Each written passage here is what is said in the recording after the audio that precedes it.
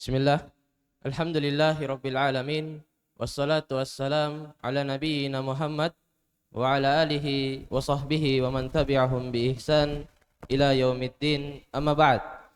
Alhamdulillah, segala puji hanyalah milik Allah Subhanahu wa taala yang mempertemukan kita kembali di tempat ini di basement Masjid Jannatul Firdaus Makassar dalam program Sakinah Sarapan Ki dengan Nasihat, dan dalam program Tanya Ayub, tanya jawab seputar Islam bersama Ustaz Abu Yusuf Ubaid Bima hafizahullahu taala wa rahimah.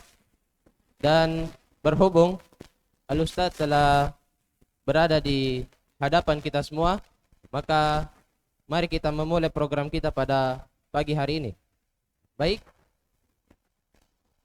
bagi ikhwan yang hadir secara langsung dan begitu juga teman-teman santri yang ingin bertanya, boleh menggunakan mic yang telah disediakan. Dan bagi teman Ayub yang menyaksikan program ini secara online dimanapun Anda berada, boleh memberikan pertanyaannya lewat kolom komentar akun media @AbuYusufUbaidBima official. Baik, pertanyaan pertama, kami bacakan dulu pertanyaan yang masuk. Bismillah. Afwan Ustaz, bisa dirincikan ketentuan talak 1, 2, dan 3. Selain waktunya, bagaimana membedakan ini sudah talak 2 atau talak 3? Kapan jatuh talak 2 dan jatuh talak 3? Apa bisa satu kali talak bisa langsung jadi talak 3, Ustaz?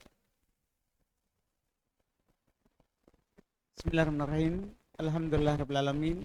Salatu wassalamu ala rasulillah wa ala alihi wa ashabihi wa man tabi'ahum bi ihsan ila yaumiddin, amma ba'd. Alhamdulillah, tentunya di Al-Quran disebutkan talak itu ada 3. Ada talak 1, talak 2, kemudian talak 3 yang disebut dengan talak ba'in. Di firman Allah Subhanahu wa taala,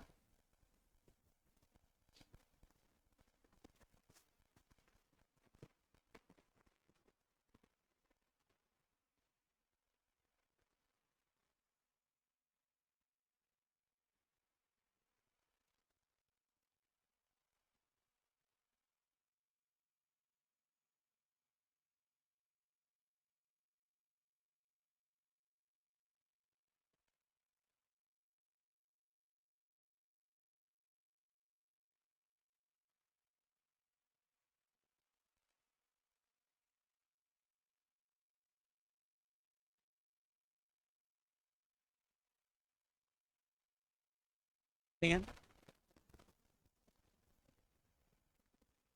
baik, di masalah tolak ini, talak, Allah Subhanahu wa taala di dalam Al-Qur'an mengatakan at-talaqu marratan fa imsakun bima'rufin aw tasrihun bi ihsan.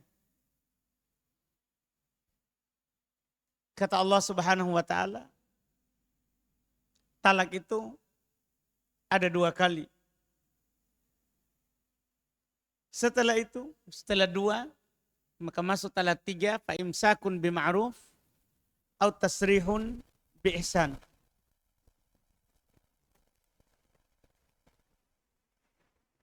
Rujuk lagi dengan cara yang ma'ruf atau menceraikan dengan cara yang baik. Artinya ini isyarat talak 1 itu bisa rujuk dengan baik.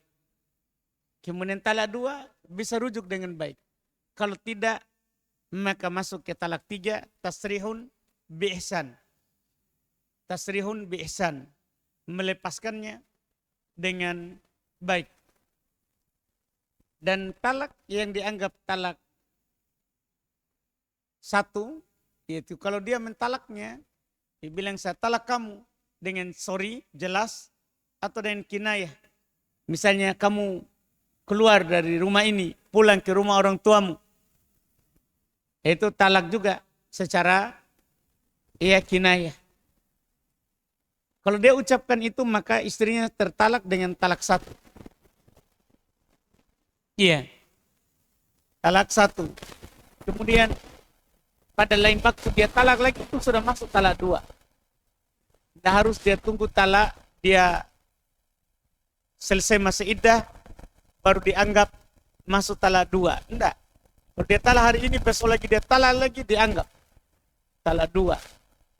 Kemudian dia talak lagi berikutnya, sudah dianggap talak tiga.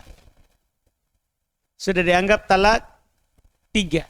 Adapun talak yang diucapkan dalam satu waktu, 3 kali atau 4 kali, itu masuk dalam talak satu saja. Dia cuma ulang lafadznya. Cuman ulang lafadznya. Kalau satu waktu dianggap talak satu. Kalau beda waktu maka dianggap talak satu, talak dua, kemudian talak tiga. Dan perbedaannya dalam talak satu, talak dua, itu dalam masa iddah boleh langsung rujuk. Seperti yang Allah katakan tadi, fa imsakun bima'ruf, maka dia rujuk dengan baik. Boleh langsung dia rujuk. Berhubungan badan, tidak perlu akad yang baru, mahar dan saksi. Boleh dia langsung rujuk. Selama dalam masa iddah. Kalau sudah keluar masa iddah, dalam talak satu dan talak dua, boleh menikah dengan akad yang baru. Tanpa si istrinya menikah dengan orang lain. Sementara talak tiga, ini talak bain, disebutkan oleh para ulama, di masa iddah, boleh dia rujuk dengan akad baru. Mahar baru, 2 saksi, wali nikah. Kalau sudah keluar masa iddah, maka tidak boleh lagi menikah kembali. Selama perempuan tadi, mantan istrinya, tidak menikah dengan orang lain, dengan nikah yang sah.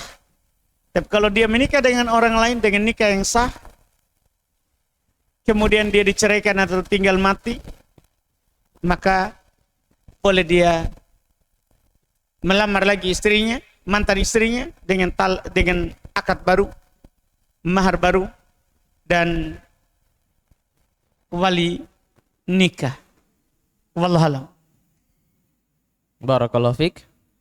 Pertanyaan berikutnya. Bismillah. Ustadz, saya menerima bantuan dari pemerintah, tapi syaratnya saya harus membuka cadar untuk difoto sebagai bukti kalau saya sudah menerima bantuan itu. Apakah saya berdosa? Mohon jawabannya, Ustadz.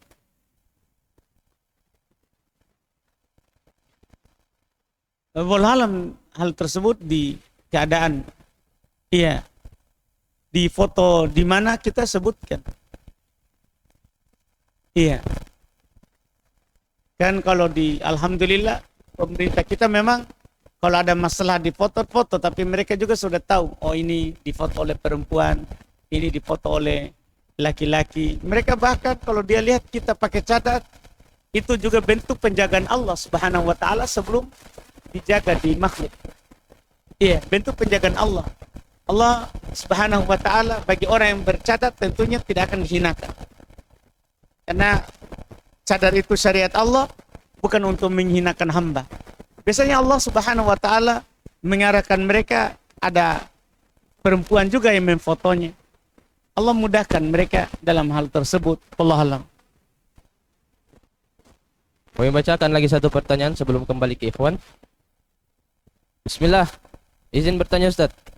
Bagaimana cara mengeluarkan zakat uang yang ada di celengan yang kita tidak tahu isinya berapa?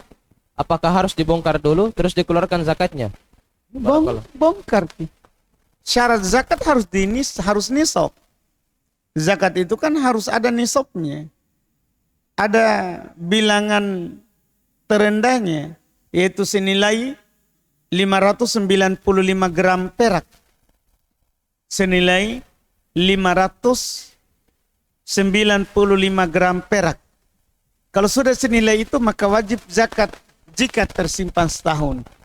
Jadi tidak cukup kita punya uang, tapi harus kita tahu berapa jumlahnya. Wallahu a'lam. Barakallahu fiik. Kami kembalikan kepada ikhwan. Ya, silakan.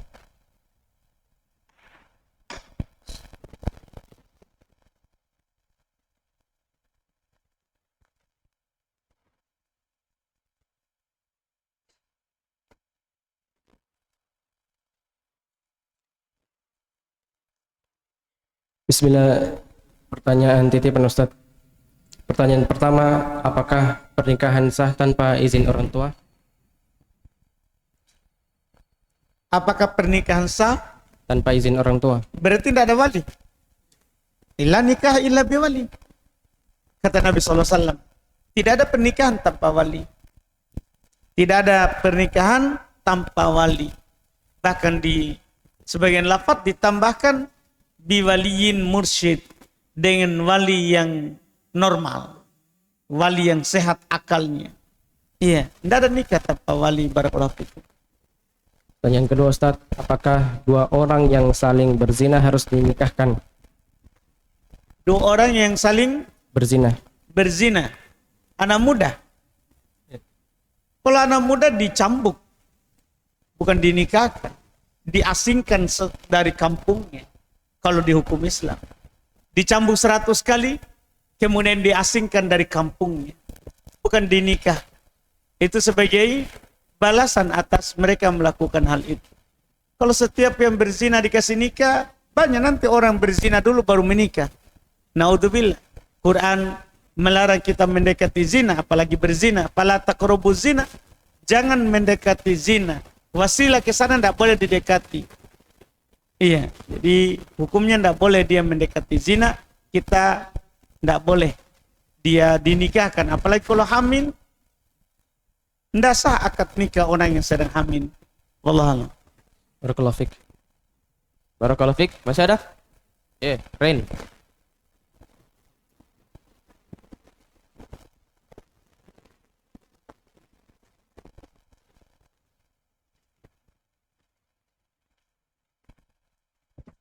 Bismillah. Afwan Ustaz, ini masalah tentang muamalat. Apakah boleh orang membeli barang di luar masjid terus menerimanya di dalam masjid Ustaz? Boleh kalau dia beli di luar masjid, kemudian dia datang orang menyerahkan dia kasih di masjid, tidak apa-apa. Itu bukan lagi transaksi jual beli. Wallahualam. Jazakallah khair. Barakallahu fik. Ya.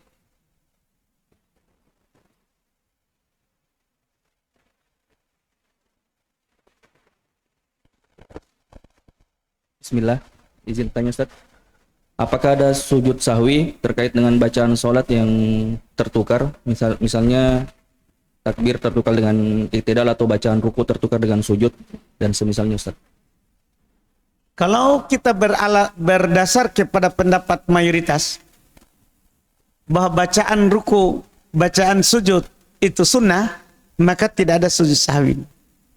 Karena mayoritas berpendapat, mayoritas ahli fikih berpendapat bacaan sujud, bacaan ruku itu sunnah.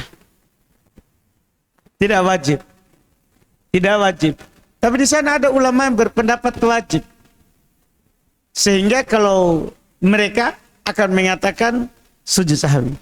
Karena sujud sahwi itu adalah luput rukun atau luput wajib. Bukan yang luput sunnah. Seperti itu, wallahualam. Satu lagi Ustaz, masih berkaitan sujud sahwi. Berarti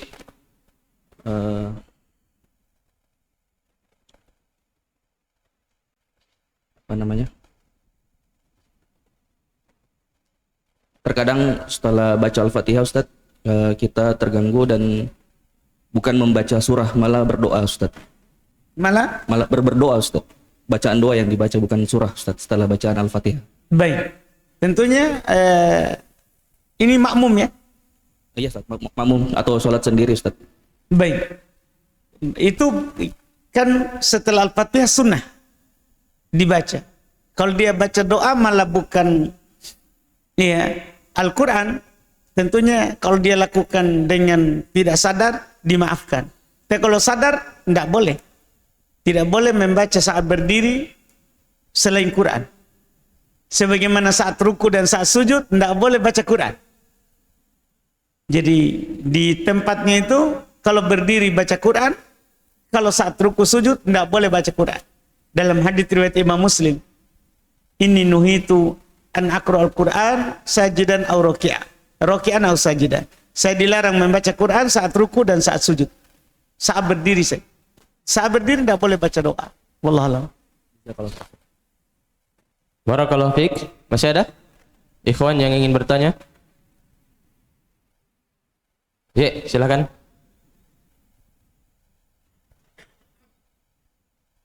Bismillah Ustaz. Mengenai kita kencing terus kena cipratan air kencing celana, itu gimana Ustaz cara membersihkannya? Ya wajib dicuci celananya karena kencing itu disepakati najis. Wajib dia cuci celananya kalau dia tahu tempat yang kena percikan itu saja yang dicuci. Kalau dia tidak tahu tempatnya maka dia cuci seluruh celananya. Karena kan yang yakin ada kencing, cuman dia ragu di mana. Maka kalau begitu dia cuci seluruhnya. Dia cuci seluruhnya. Tapi kalau dia tahu tempat kenanya, maka dia cuci saja yang kena. Wallahualam. Berarti ganti celana Ustaz. Nggak harus kan. Nggak harus dia ganti celana. Cuci celana itu nggak harus ganti celana. Iya kan? Kan nggak ada masalah dia pakai celana basah. Kan cuci itu Pak nggak harus kita buka. Iya kan? Misalnya kita terpercik di bawah. Tinggal kalau kita tahu tempatnya itu saja. Kalau tidak, cuci saja bagian bawah. Kan yang yakin ini di bawah lutut misalnya. Cuci saja yang di bawah itu. Begitu Pak. Barakallah Ustaz. Barakallahu fikum. Masih ada? Kalau tidak ada, kami bacakan dulu pertanyaan yang masuk. Ustadz, izin bertanya. Kalau iman semakin kuat, apakah godaannya juga semakin kuat? Sudah dipastikan. Iya. Kita tidak dibiarkan kita mengatakan amanna, kemudian kita tidak diuji. Ini sudah ada isyarat. Pertanyaan dari penanya, sudah ada isyarat dari Nabi SAW bahwa ujian itu tergantung kadar keimanan. Kata Nabi SAW, a'dhamun nasi bala'an al-anbiya, thummal amthal fal amthal. Manusia yang paling besar ujiannya itu para nabi. Kemudian yang semisal, kemudian yang semisal. Tidak ada orang yang berpegang seperti apa yang dipegang oleh nabi, kecuali pasti yang akan diuji. Seperti nabi diuji. Seperti nabi diuji. Tingkatnya adalah tergantung. Makin mirip kita dengan nabi, keimanannya, maka makin tinggi ujian kita. Karena kita tentu sekali lagi tidak akan dibiarkan berkata kami beriman selama kita tidak diuji. Walanabluwannakum hatta na'lamal mujahidina minkum. Iya. Kami akan menguji kalian sampai kami mengetahui orang-orang yang bersungguh-sungguh di antara kalian. Tapi ada orang bilang, kalau begitu nggak usah kita tambah keimanan supaya kecil ujian. Nggak boleh begitu. Karena kita diperintahkan untuk berlomba-lomba dalam kebaikan. Berlomba-lomba dalam kebaikan. Kita diperintahkan untuk bersegera dalam kebaikan. Tidak boleh kita biarkan ya keimanan kita rendah. Tidak boleh kita biarkan diri kita untuk tidak semangat. Masalah ujian, Allah tidak akan menguji kita kecuali yang kita mampu. Wallahualam. Barakallahu fiik. Pertanyaan berikutnya, ini terkait dengan talak lagi, Ustaz. Bismillah. Ustaz, bagaimana hukumnya kalau dicerai talak satu dan sudah ke pengadilan? Sudah dapat surat cerai. Setahun kemudian mantan suami ingin kembali lagi. Apakah boleh, Ustaz? Jika talak satu, jika memang betul itu talak satu, boleh. Kalau memang baru talak satu, boleh. Kembali lagi dengan akad yang baru, mahar yang baru, 2 saksi, wali nikah. Tapi dipastikan dulu. Ya, kalau memang benar itu talak satu, dipastikan dulu. Wallahualam. Barakallahu fiik. Pertanyaan berikutnya, apa hukum membawa mushaf ikut ke dalam kamar mandi tapi berada di dalam tas? Tidak dibolehkan. Kecuali kalau kita simpan di luar, maka mushaf itu akan hilang. Tapi biasanya orang jarang mencuri mushaf. Tapi siapa tahu, kalau memang mushaf dah aman, boleh untuk melindunginya, menjaga hak. Tapi kalau aman, maka tidak boleh kita bawa ke dalam WC. Kita simpan di luar, ta'ziman di Quran, dalam rangka mengagungkan Al-Quran. Wallahualam. Barakallahu fik. Pertanyaan berikutnya tentang umroh. Apakah termasuk larangan ketika sudah berihram dari atas pesawat, kemudian saat tiba di hotel untuk istirahat, kita tidur sejenak agar fisik lebih siap dengan keadaan, melepaskan pakaian ihram bagian atas, lalu kita bangun mandi menggunakan sabun khusus yang tidak berbau? Mohon penjelasannya, Ustaz. Berarti yang ditanya bukan tidurnya ya. Karena seorang boleh tidur walaupun dia sudah sedang berihram. Iya, yang tidak boleh adalah memakai pakaian berjahit kembali, mencukur rambut, atau mencukur bulu kumis, ketiak, sekitar kemaluan, menggunting kuku, memakai parfum. Memakai parfum. Kalau dia memakai sabun dan sabun itu tidak ada parfumnya, boleh. Boleh, tapi kalau dia misalnya tidak menggunakannya lebih selama berihram. Karena ditakutkan, wallahualam, kalau memang ada sabun tanpa parfum, bisa. Karena yang dilarang memang pakai parfum. Yang dilarang memang pakai parfum. Wallahualam. Barakallahu fik. Kami bacakan pertanyaan satu lagi sebelum kembali ke Ikhwan. Bismillah. Ustaz, ada orang yang mengatakan kitab Barasanji itu dalamnya bagus. Di dalamnya cuma cerita-cerita atau kisah-kisah Nabi Muhammad. Tidak ada kesesatan di dalamnya. Bagaimana tanggapan Anda, Ustaz? Kita sudah baca kan? Karena kita bilang tidak ada kesesatan. Kenapa kita bisa pastikan begini? Di Barzanji itu ada bait syair yang mempertuhankan Nabi Muhammad. Bahkan mereka di situ ada keyakinan bahwa Muhammad kalau ada dia baca syair itu, Nabi Muhammad datang. Makanya mereka kalau baca dia berdiri. Dia berdiri menyambut Nabi Muhammad. Di situ ada perlindungan kepada Nabi sallallahu alaihi wasallam, bukan kepada Allah. Itu kan syirik. Kenapa kita bisa bilang? Tapi saya bilang baca saja dulu baru ngomong. Iya, di dalam kitab Barzanji, iya, di bait syairnya ada kesyirikan. Ada kesyirikan. Iya. Tidak boleh kita membacanya. Tidak boleh kita membacanya. Kalaupun tidak ada sama sekali, maka pelanggarannya bukan di Barzanji.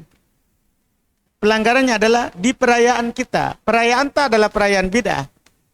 Dibacakan di maulid. Perayaan maulid bid'ah. Sepakat Imam 4, tidak ada maulid. Sepakat Khalifah 4, tidak ada maulid. Bahkan Nabi SAW tidak pernah maulid. Siapa yang kita ikuti? Siapa yang kita ikuti? Yang menjadi sunnah. Ya, yang menjadi panutan kita dalam maulid siapa? Dan yang pertama sekali mengadakan maulid Syiah. Apa kita berkiblat ke sana? Karena Nabi SAW dan para sahabat tidak pernah maulid. Tidak pernah maulid. Wallahualam. Barakallahu fik. Kami kembalikan kepada Ikhwan. Ada? Ya, silahkan.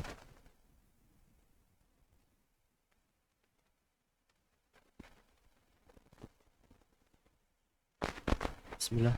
Cek. Assalamualaikum Ustaz. Saya pernah mendengar kalau air wadi itu bisa disucikan dengan dipercikan air. Apakah itu benar, Ustaz? Air wadi. Iya, yang keluar karena dingin, kedinginan. Wadi itu kan najis. Ya. Dia seperti kencing kalau wadi. Beda kalau madi. Wadi itu kan biasa keluar. Wadi itu yang kering. Iya, afan. Keruh. Nggak licin. Yang keluar biasanya itu setelah kencing. Itu dibilang wadi. Keluar tanpa ada gerakan syahwat. Itu dibilang wadi. Hukumnya seperti kencing. Nggak diringankan dalam membersihkan. Yang diringankan itu adalah madi. Kan ada madi, ya, ada apa lagi? Ada wadi. Mani. Kalau mani kan beda. Ini keluar dengan syahwat, penuh semangat. Kalau madi keluar karena ada syahwat, tidak keluar penuh semangat. Keluar karena ada gerakan syahwat. Nah, ini yang dimaafkan. Kalau dalam membersihkannya, kalau dia adalah orang yang sering mati, cukup dia percikan misalnya, atau dia cuci saja tempat kalau kelihatan yang ada madinya. Wallahualam. Barakallahu fiik. Masih ada? Ikhwan? Kalau tidak ada, kami bacakan kembali pertanyaan yang masuk. Bismillah. Apakah ada dalil dan keutamaan khusus tentang berdoa di raudhah, Ustaz? Kalau di doa dalil khusus tidak. Cuman Nabi sallallahu alaihi wasallam katakan baina mimbari wa baiti raudhah min riyadil jannah. Antara mimbarku dan rumahku itu taman dari taman surga. Para ulama menjelaskan disunahkan di situ seorang beramal dengan amalan penduduk surga. Berzikir, berdoa, sholat. Dia beramal dengan amalan penduduk surga karena di taman dari taman-taman surga. Wallahualam. Barakallahu fiik. Pertanyaan berikutnya, apa landasan ulama yang mengatakan adanya pengaruh dari dosa yang dia lakukan terhadap istri atau anak atau kendaraannya, Ustaz? Banyak ayat, saudara. Iya. Kita bisa baca ayat Dhaharul fasad fil barri wal bahri bima kasabat aydin nas. Nampak kerusakan di bumi, di laut dan di darat. Bima ba'sababiyah. Dengan sebab tangan manusia. Jadi nampak kerusakan itu karena dosa. Ini kan pengaruh. Ba'nya sababiyah, dengan sebab. Dengan sebab dosa. Dan banyak lagi ayat-ayat yang lain jelaskan hal tersebut. Barakallahu fiik. Barakallahu fiik. Pertanyaan berikutnya. Bismillah. Bagaimana hukum memakan sesuatu barang yang belum dibayar di pedagangnya? Tergantung, maksudnya gimana ini? Kalau kita sudah akad dengan dia, sudah akad ini, sudah terjadi serah terima, cuman kita belum bayar, diakhirkan pembayarannya, boleh kita makan.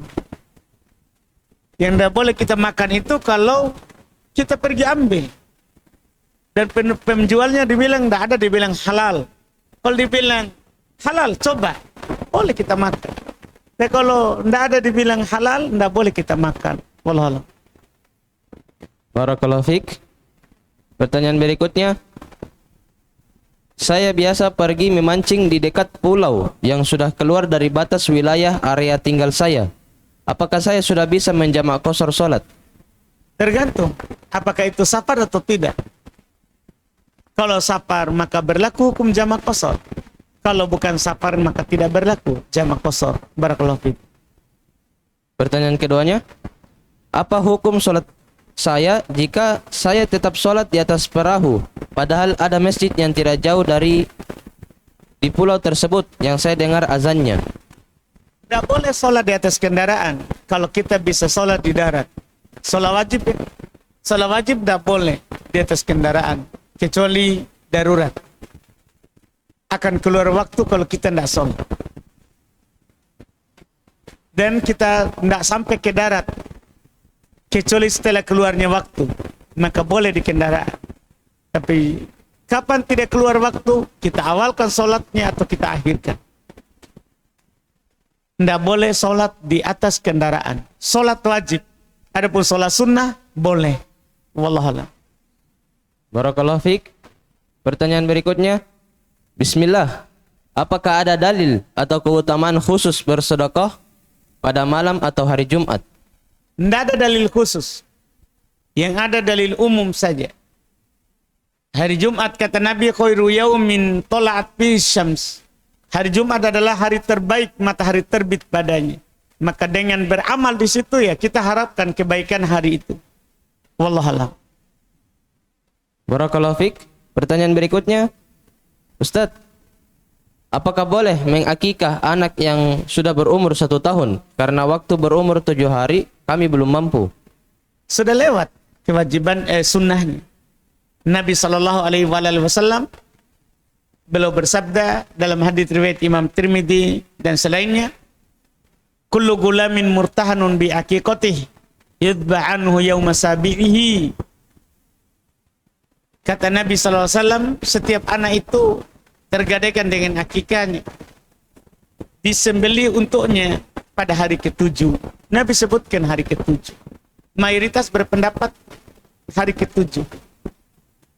Karena Nabi sebut harinya. Dan ketika cucu beliau Al-Hasan lahir, beliau akikahkan hari ke-7. Al-Husain lahir, beliau akikahkan hari ke-7.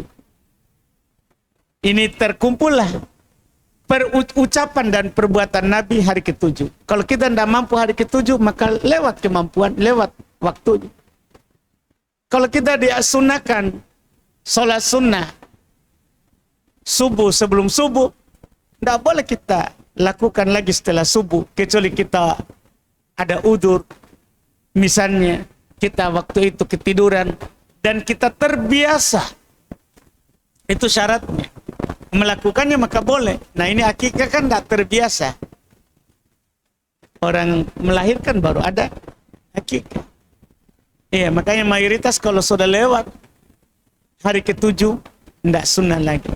Walaupun di sana ada ulama yang masih memperbolehkan jika masih dekat, yaitu 2 kali kelipatan 7 lagi, yaitu 14, 21. Dibolehkan sampai kelipatan 3 berarti itu ya. 7 tambah 7 lagi 14, tambah 7 lagi 21. Boleh.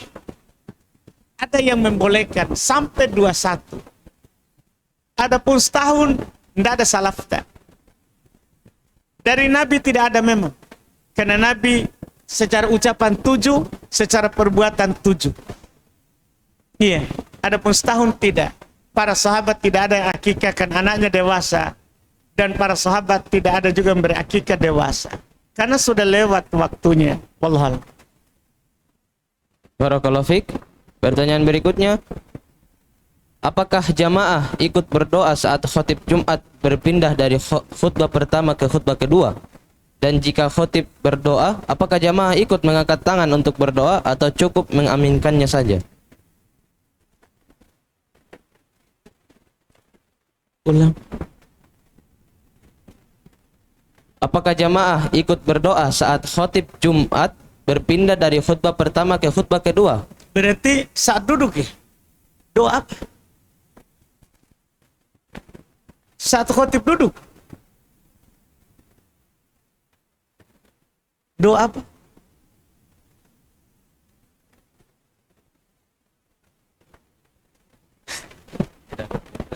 Allah.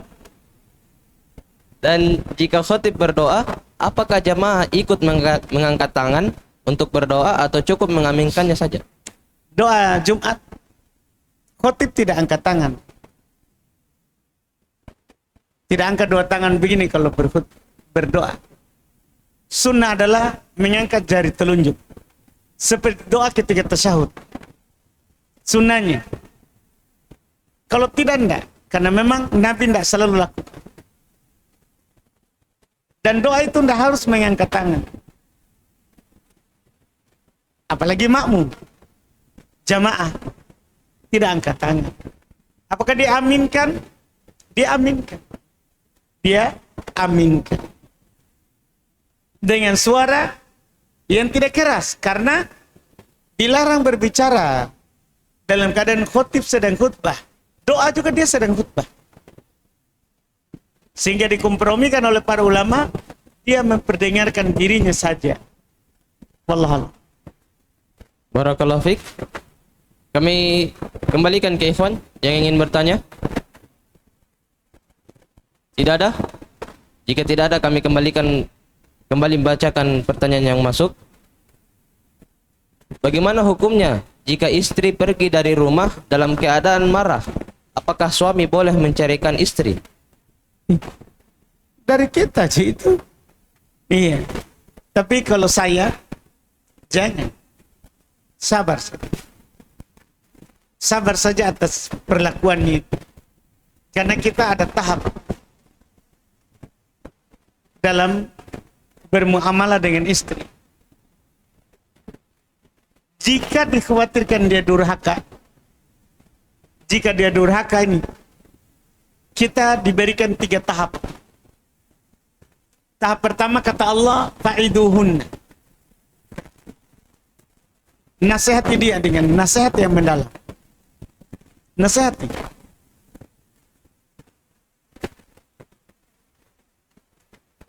Jika didengar, alhamdulillah. Jika tidak didengar, maka bisa masuk tahap kedua. Wahjuruhunna fil madaji'. Jauhi dari tempat tidur, pisah ranjang. Kalau tidak ada perubahan. Kalau tidak ada lagi perubahan, tahap ketiga. Jangan langsung ya, nasihat. Jauh tempat tidur langsung dipukul. Jangan. Ini bertahap. Sebagian orang ada perubahan dengan istrinya sedikit, nasihat sambil pukul. Setelah itu jauhi dari tempat tidur. Terbalik. Nasihat itu dulu. Ingat Allah bilang begini. Fa'iduhunna. Beri dia mau'idah. Nasihat yang menggetarkan hati, mengalirkan air mata. Itu mau'idah namanya. Iya. Ada perubahan? Alhamdulillah tidak ada. Wahjuruhunna fil madaji'. Jauhi di tempat tidur. Iya. Kalau tidak ada juga perubahan, ini kalau dia durhaka ya, kalau dia durhaka. Kalau tidak ada juga perubahan, wadribuhun, pukul. Tapi ingat, pukulnya tidak berbekas. Pukul sayang ini, bukan pukul seperti pukul hewan. Pukul tidak membekas. Pukul cinta. Begitu Pak. Bapak sadar ya? Iya. Pukul dengan pukulan sayang. Tidak membekas. Ini kalau dia durhaka. Kalau juga tidak ada perubahan, baru kita misalnya kalau tidak bisa lagi dikompromikan, baru masuk ke talak. Tidak boleh orang marah sedikit, salah sedikit, talak. Tidak boleh. Jangan melakukan hal yang membuat kita nanti menyesal. Itu wallahualam terkait dengan apa yang ditanyakan oleh penanya. Wallahualam. Barakallahu fiik. Pertanyaan berikutnya. Saya pernah lupa melaksanakan sholat asar. Gara-gara menunda, di akhir waktu saya tiba-tiba diajak kunjungan ke rumah kakek. Saya ingat belum sholat asar ketika sampai di rumah saat azan maghrib. Apa yang harus saya lakukan Ustaz? Apakah harus mengganti sholat tersebut? Pertama, kalau misalnya masih luang waktunya untuk melaksanakan sholat asar kemudian maghrib, wajib kita langsung sholat asar saat ingat. Kemudian sholat maghrib. Tapi kalau akan keluar waktu sholat maghrib, kalau kita laksanakan asar dulu, maka maghrib langsung, kemudian sholat asar setelahnya. dengan niat qada. Wallahu a'lam. Barakallahu fiik. Pertanyaan berikutnya. Bismillah. Ustadz, apakah boleh datang ke acara syukuran teman yang masuk ke rumah baru? Apakah itu bid'ah? Boleh, syukuran acara boleh. Boleh seorang itu menampakkan kesyukurannya atas nikmat yang diberikan kepada. Boleh, yang penting tidak ada acara khusus. Barzanji, kuenya kue khusus, harus onde-onde. Yang penting tidak ada acara-acara khusus yang ditambah-tambah. Boleh seorang syukuran atas dapat rumah baru, istri baru, anak baru. Itu kan semuanya itu. Dapat istri, aulim walau bisa. Rayakan walaupun dengan seekor kambing. Dapat anak, untuk anak laki-laki 2 kambing, anak perempuan 1 kambing. Itu semuanya adalah bentuk menampakkan kesyukuran. Dapat rumah baru, alhamdulillah kita potong onta, potong sapi, undang tetangga, undang keluarga. Tidak apa? Yang penting itu tadi. Tidak ada tambah-tambah berzanji. Tidak ada. Tambah solawat. Tidak ada. Undang, makan, kesyukuran atas nikmat. Wallahualam. Bagaimana kalau azan, Ustaz? Adzan. Kenapa? Apa ada ular? Karena kita disyariatkan adzan kalau masuk ular di rumah. Kalau ada ular masuk rumah, jangan langsung dibunuh. Jangan sampai itu jin yang berubah menjadi ular. Kalau diadzani dia pergi, berarti jin. Kalau tidak pergi, ular. Ular betulan. Dibunuh. Boleh. Iya. Adapun rumah baru ya, Kejadian, Ustaz. diadzani. Diazani. Bid'ah. Tidak pernah Nabi waktu bangun rumah baru di samping masjid, belum tidak pernah adzani. Tidak pernah adzani. Para sahabat juga banyak rumah baru bangun, tidak pernah diadzani. Wallahualam. Barakallahu fiik. Pertanyaan berikutnya. Ustadz, seperti apa contoh bentuk durhaka seorang istri kepada suaminya? Di antara bentuknya kalau diajak ke ranjang dia menolak tanpa ada udzur syar'i. Iya. Suaminya bilang, hari ini saya mau ada acara khusus di ranjang. Dia tolak. Maka itu durhaka. Dari mana kita tahu itu durhaka? Karena dilaknat pelakunya. Dilaknat pelakunya. Makanya Nabi SAW katakan seorang istri kalau diajak oleh suaminya wajib dia jawab, dia kabulkan. Walaupun dia lagi masak. Dia lagi masak, wajib dia matikan kompornya, siap. Mati kompor, layani. Bahkan di sebagian lafaz dikatakan walaupun dia lagi berada di atas pelana kudanya.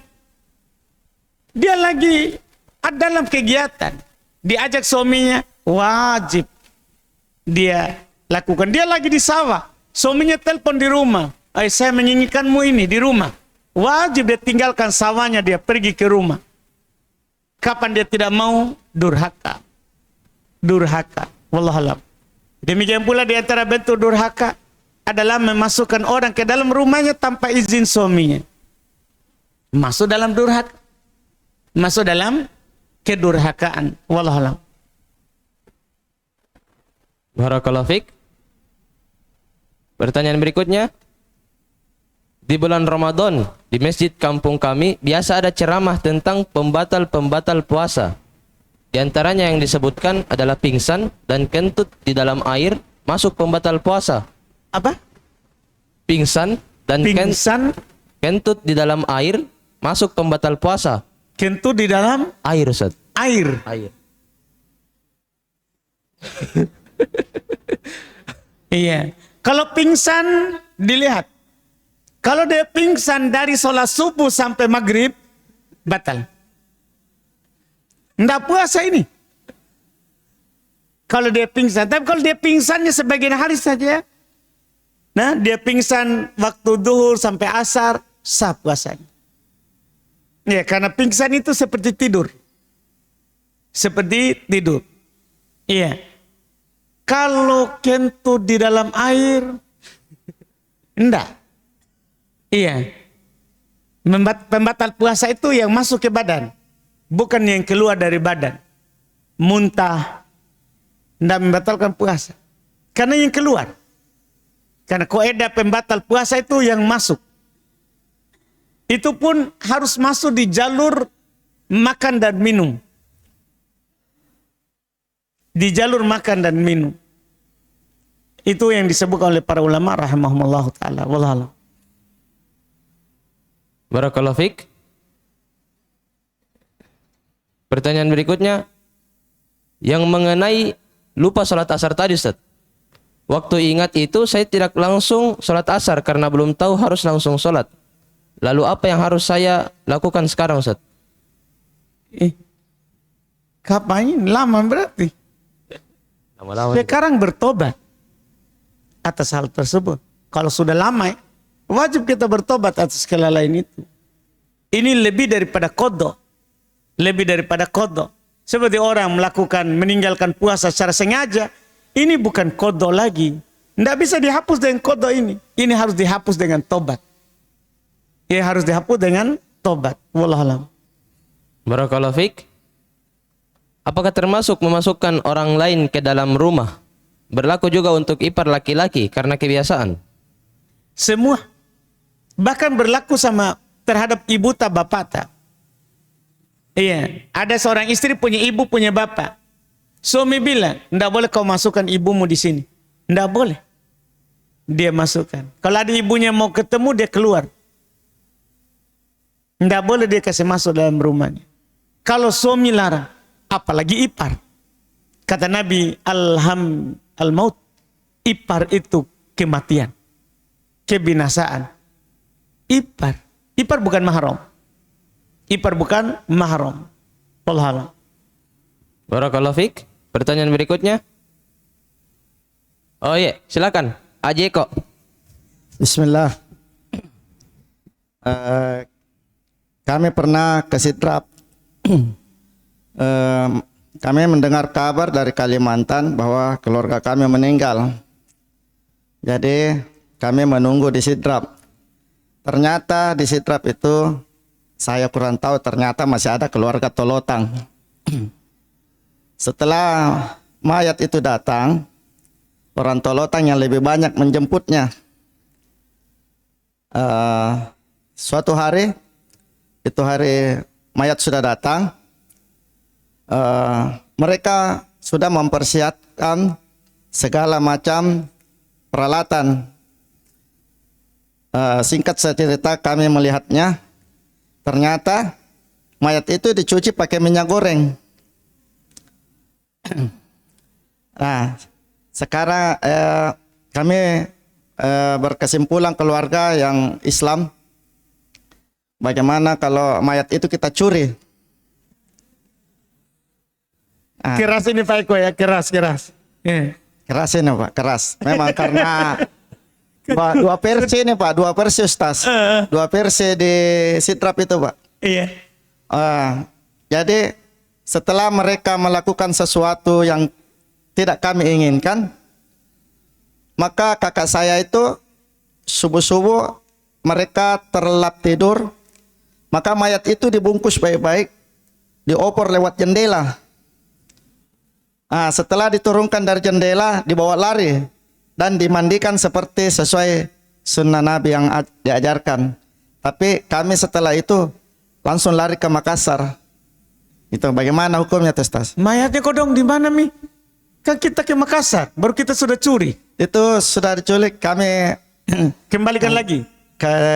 Tidak Ustaz, ke keluarga, kami serahkan ke keluarga lagi di sana. Di sana yang mayoritas yang lebih banyak Islam.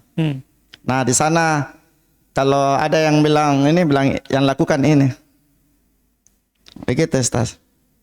Kenapa enggak baik-baik saja Pak Eko? Bilang kita bicara saja baik-baik. Pasti susah Ustaz.